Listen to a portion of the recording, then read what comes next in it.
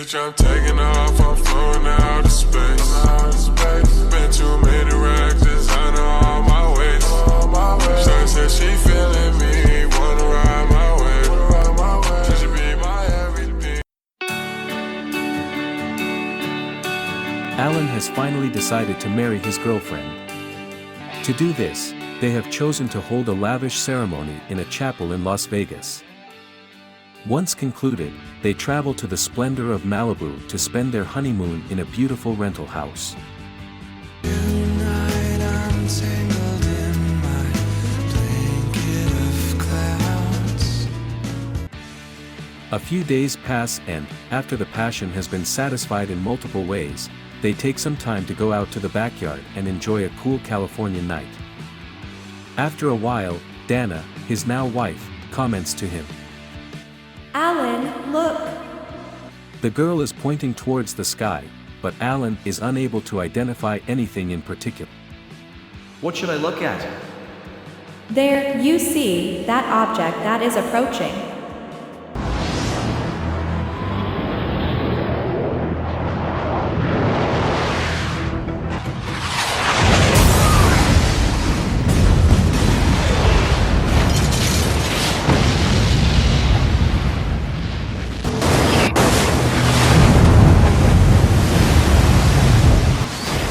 In a few seconds, the small object becomes visible.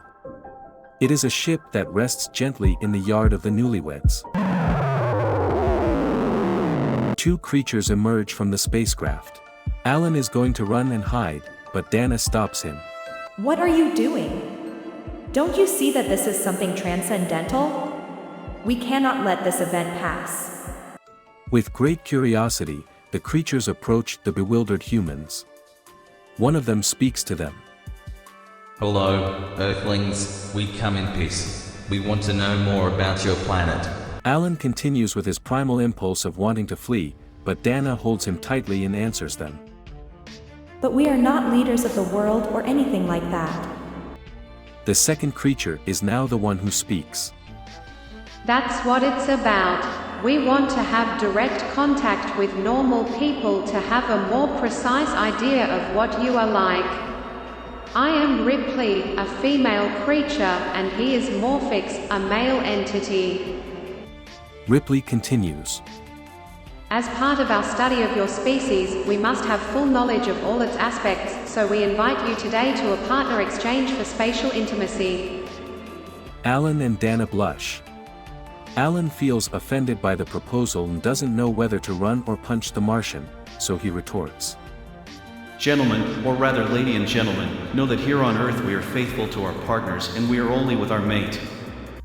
Dana's lips break into a seductive grin as she looks at them curiously. She can't help but notice how long the alien's index finger is. She now looks at Alan and reproaches him.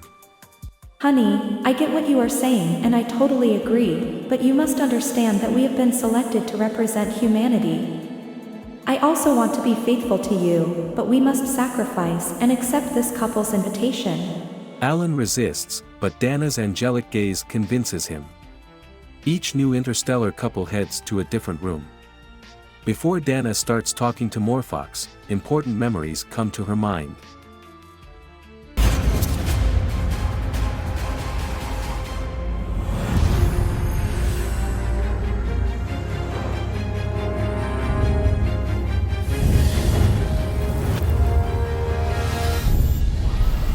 The ancient tablets carry a strong message. Subscribe to the channel. The best jokes in the world. It is an extraordinary discovery. According to the Anunnaki, it is essential to like, comment, and share.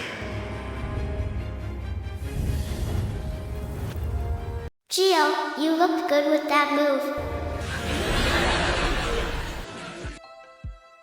Dana becomes aware of herself again and moves closer to Morphox.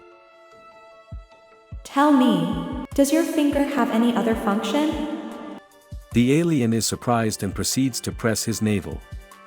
In an instant, his long finger retracts and becomes even shorter than the others. Oh, excuse me, my finger doubles as an antenna. I already deactivated it. You won't have to worry about it anymore. The blonde thinks. I hope this is the only thing nosediving today. Dana strips naked and shows her spectacular body to the creature, sure that this will make things better.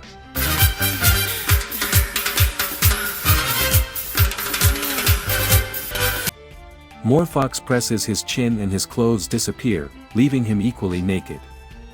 Dana looks at him with great interest and runs her gaze all over his body from top to bottom. When she stops in that area, her eyes widen and she exclaims, For God's sake, you look like you're my little sister. Dana seems increasingly disappointed and talks to herself.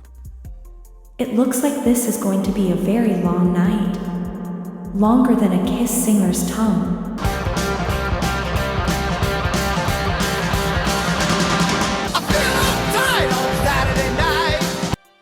And apparently, it's the only long thing that's going to be today. The alien doesn't understand the hint, but he soon realizes it and explains. Oh no, calm down. Our science is very advanced and allows us to modify ourselves at will. Just choose my ears as controls and adjust it to the size you want. If you pull my right ear, it grows, and if you pull my left ear, it shrinks. Dana, at first, does not see his ears, but she soon discovers them behind his head. She places her left hand on Morphox's right ear and slowly lowers her right hand below his waist.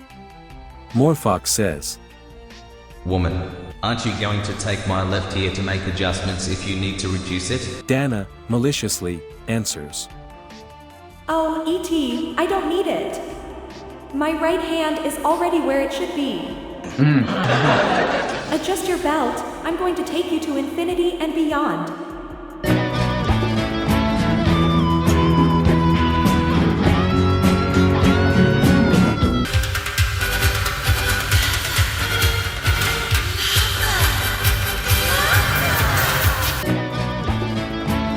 Meanwhile, Dana thinks about how Alan is doing.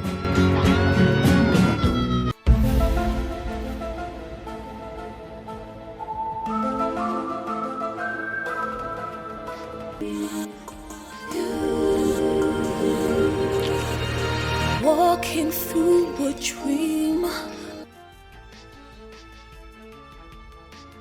The next day, Alan and Dana wake up and gather in the kitchen. Dana looks through the window, but she sadly sees that the spaceship has already left.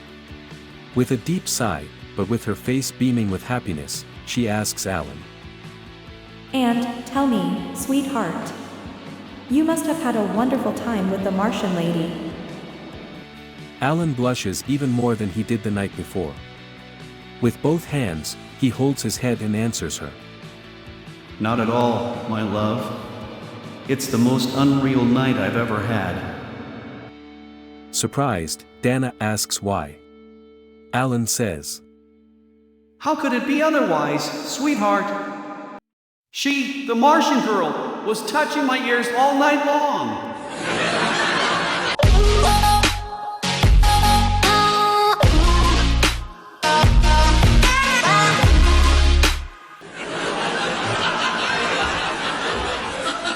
Amateurs. Yes, amateurs.